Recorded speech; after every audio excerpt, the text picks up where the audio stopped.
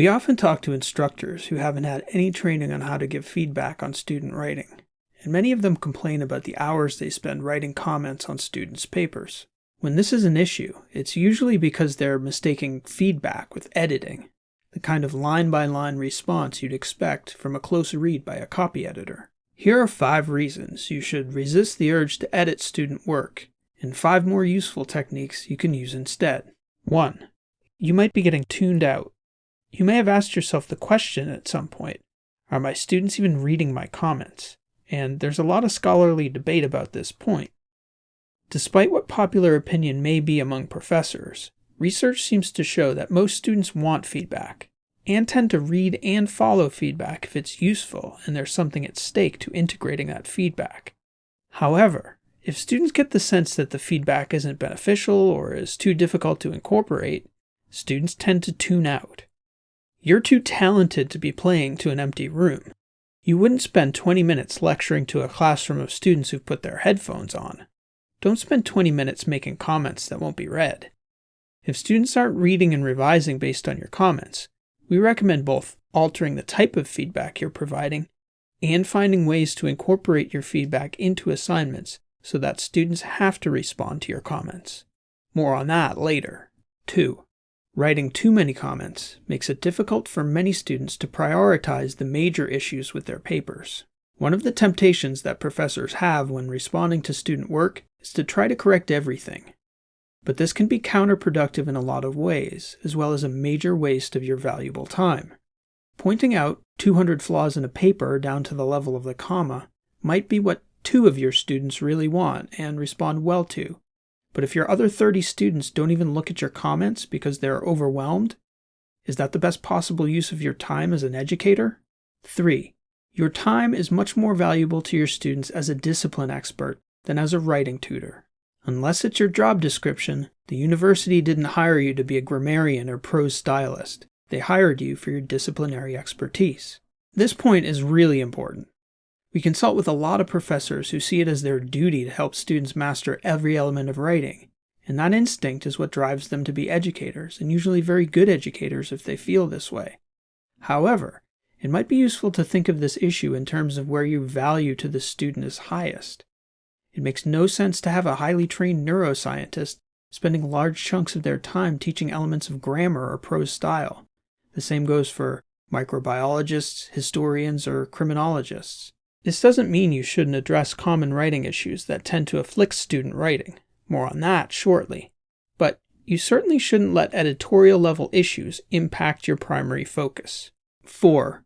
Your students probably aren't publishing their work, and even you need a copy editor when you do.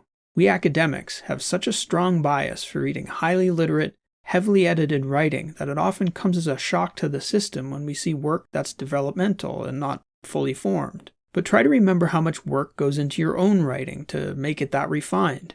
What students write is developmental work, and as much as it may pain us to see comma splices, poor word choice, and clunky prose without addressing every last flaw, addressing every flaw is a waste of your time and won't help your students' development in most cases. Try to remember just how many mistakes you correct in your own publications over a much longer period of time than your students usually have to produce their work. 5. You won't be there to edit for them when it counts.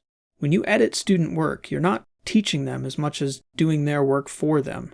The old adage about giving someone a fish versus teaching them to fish is useful to think about here. Unless they're already expert writers, which they're probably not, your students need to learn how to write for themselves. Don't be their editor, be their educator. And you're probably thinking, but if I don't correct their mistakes, how will they ever learn? What should I do about things like sloppy grammar and poorly organized work then? Here are a few options that will generally be much more useful to your students than spending hours draining your red pen dry. 1. Tell the student about their writing issues. This idea may seem contrary to our previous point about it making no sense for an organic chemistry professor or a neuroscientist to spend a lot of their time teaching or even talking about grammar. To be fair, it is a difficult and complex problem, but it's an important one. If a student has issues with grammar and style, we're not advocating for you to give them a B, ignore it, and shrug. Let the student know. You're right to think that your students can't correct problems they don't know about. They can't. So make the student aware in a general sense. Tell them, hey, you've got some very good ideas, but your writing style and grammar have issues that you should work to correct if you want your ideas to shine through. There are useful resources you can and should recommend to your students, and we suggest you familiarize yourself with some and recommend them.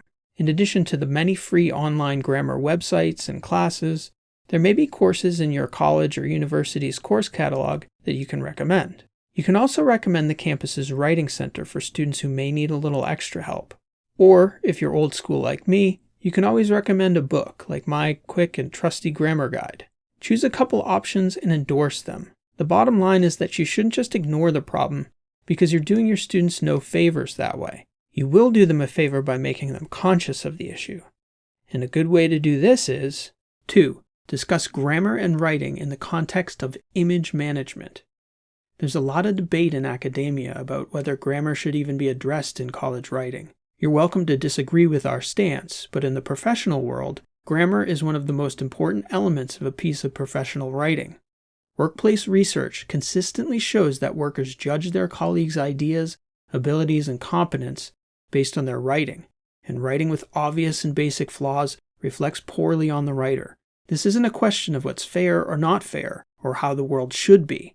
This is the world you're preparing your students for. Your students' future writing will come to represent a major part of their professional image. Every composition your students write in a professional context will be like a walking job interview for colleagues, clients, and employers to judge them by. Encourage your students to start dressing for success in college now so that their writing gets them taken seriously in the workplace later. 3. Don't identify obvious flaws, highlight them. Studies have shown that when professors identify the presence of a mistake, students are actually very good at finding and correcting their writing mistakes on their own.